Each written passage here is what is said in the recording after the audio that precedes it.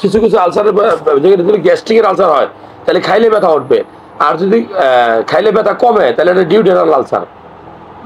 মানে খুব সহজ, কিন্তু যে খাইলে যদি ব্যথা বাড়ে তাহলে গ্যাস্ট্রিক আলসার, আর খাইলে যদি ব্যথা কমে তাহলে কি ডিউডেনাল আলসার।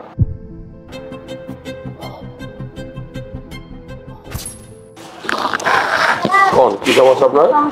ব্যথা কোন জায়গায়, ব্যথা কোন জায়গায় এখন? এই জায়গা বরাবর সিজার এগুলা তলপেট মাঝে মধ্যে অত বেশি নেই, তলপেট এক সাইডে একটু মানুষ দই আর একবার পিঠে সবসময় ব্যথা, অল টাইম ব্যথা যন্ত্রণা।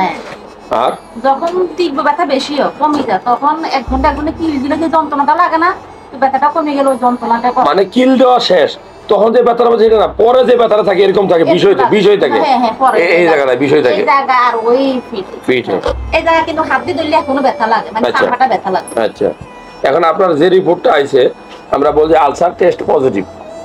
আমাদের পেপটিক আলসার ডিজিজ একটা আছে না, হ্যাঁ গ্যাস্ট্রিক আলসার, তো গ্যাস্ট্রিক আলসার আসলে এইচ পাইলোরি পজিটিভ হয়েছে আপনার, তার মানে ভিতরে কোথাও ক্ষত আছে।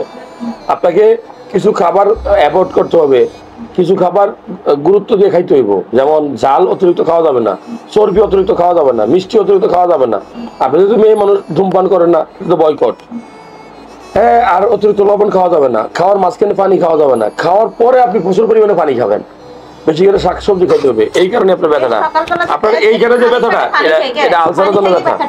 এই কিছু কিছু আলসারের যদি গ্যাস্ট্রিকের আলসার হয় তাহলে খাইলে ব্যথা উঠবে, আর যদি খাইলে ব্যথা কমে তাহলে এটা ডিউডেনাল আলসার। মানে খুব সহজ, কিন্তু যে খাইলে যদি ব্যথা বাড়ে তাহলে গ্যাস্ট্রিক আলসার, আর খাইলে যদি ব্যথা কমে তাহলে কি ডিউডেনাল আলসার। আলসার 2 জায়গায় হয়, ক্ষুদ্রান্ত পাকস্থলী, মানে ইংলিশে কইছে আর কি, মানে কোনো কিছু খাইলে খাওয়ার পরে যদি ব্যথা কমে তাহলে হলো ক্ষুদ্রান্তের আলসার, আর যদি খাওয়ার পরে ব্যথা বাড়ে তাহলে গ্যাস্ট্রিক আলসার, পাকস্থলীর আলসার।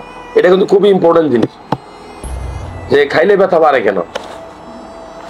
ঠিক আছে, আমি ওষুধ একটু বদলে দিচ্ছি আপনার, ঠিক আছে। এই